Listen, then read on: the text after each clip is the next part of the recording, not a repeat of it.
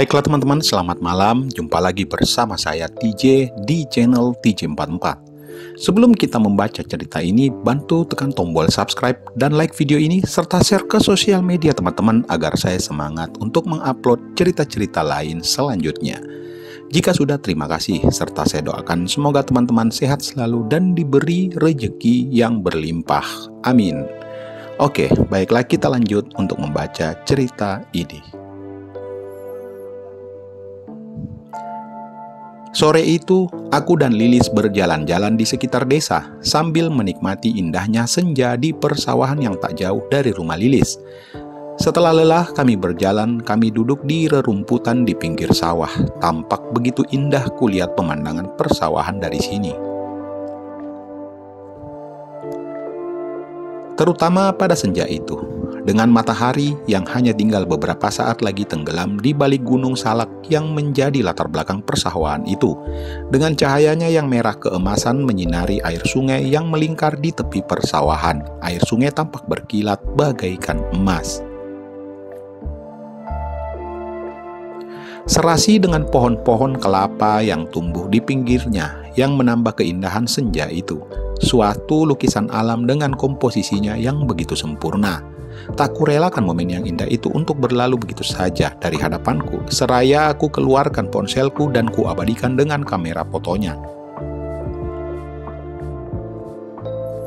Namun, hasilnya tak seperti yang kuinginkan. Ternyata hasil foto dari kamera ponsel memang kurang memuaskan. Semestinya, aku membawa kamera DSLR yang kutinggal di rumah. Dengan kamera itu, aku dapat mengatur diafragmanya, shutter speed, ISO, dan beberapa pengaturan yang lainnya.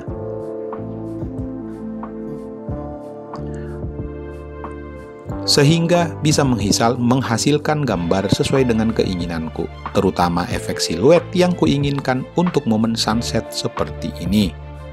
Pulang yuk mas, udah maghrib nih, ajak Lilis. Dan kami pun memutuskan untuk kembali ke rumah Lilis.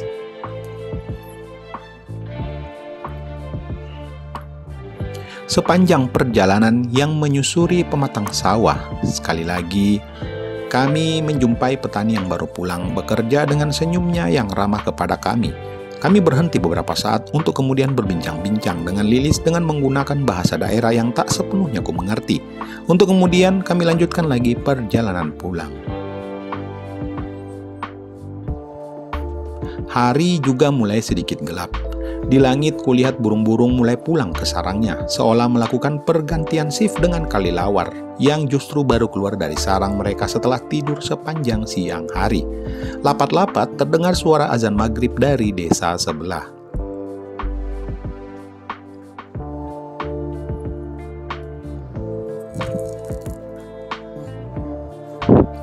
Yah, dari masjid atau surau di desa sebelah. Bukan dari desa ini, karena di desa ini memang tak ada satupun masjid atau surau, begitupun gereja dan tempat ibadah lainnya, sehingga masyarakat di desa lain sering mengatakan bahwa desa ini sebagai desa yang jauh dari hal-hal yang berbau agama. Kampungnya orang nggak atau apalah lagi sebutan mereka, sehingga desa ini menjadi desa yang tersisih dan terisolir. Bahkan dalam pembangunan pun desa ini juga terdiskriminasikan dan tidak terjangkau atau tepatnya tidak ingin dijangkau oleh aparatur pembangunan.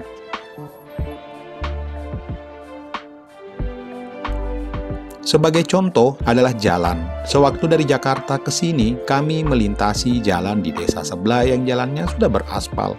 Namun begitu telah tiba memasuki wilayah desa ini, aspal itu terputus sampai di situ. Sehingga mobil temanku harus menyusuri jalan tanah yang berbecek. Itu baru salah satu contohnya. Belum lagi dengan fasilitas yang lainnya seperti puskesmas, sekolah, dan lain-lain. Di situ tak tersedia. Sehingga untuk keperluan itu warga desa harus mendapatkannya ke desa lain. Pernah suatu hari seorang camat berkunjung ke desa itu untuk sekedar bersosialisasi dengan penduduk sekitar. Namun apa yang didapat? Cemooh dan hujatanlah yang diterimanya dari warga dan beberapa tokoh masyarakat. Dianggap camat yang mendukung beberapa kejadian. Camat yang inilah dan buntut-buntutnya beberapa bulan kemudian sang camat sudah berganti orang.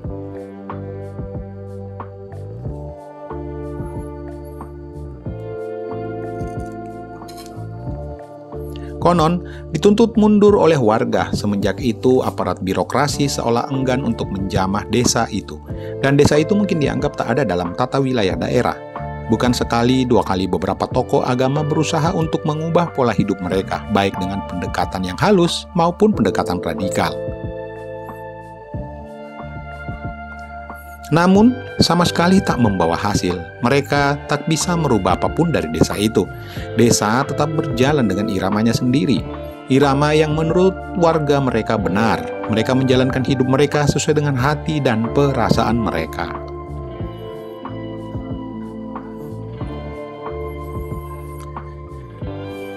Yang berpedoman dengan tidak merugikan diri sendiri, diri orang lain, dan juga alam. Itulah irama yang mereka jalankan, irama yang sederhana sebenarnya.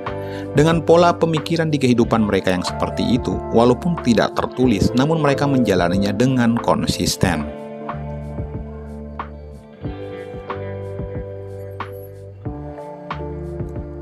Dan itu telah termindset dalam pikiran mereka semenjak mereka lahir. Dengan demikian, praktis memang di desa itu tak pernah terjadi pencurian, perkelahian, apalagi tawuran antar warga. Karena berpulang dari prinsip mereka itu tadi, yaitu tidak ingin melakukan tindakan yang merugikan diri sendiri dan merugikan orang lain, tidak juga merugikan alam mereka. Hari itu, memang kurasakan tadi saat jalan berkeliling desa dengan Lilis, di situ kurasakan betapa masyarakatnya begitu ramah. Senyum dan tegur sapa selalu ketemukan dari wajah-wajah mereka, dan mereka saling menghargai satu sama lainnya.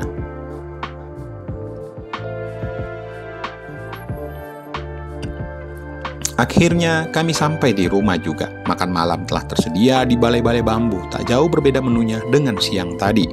Menu yang menggoda selera, dan seperti tadi siang pula 2 piring nasi kandas di dalam perutku.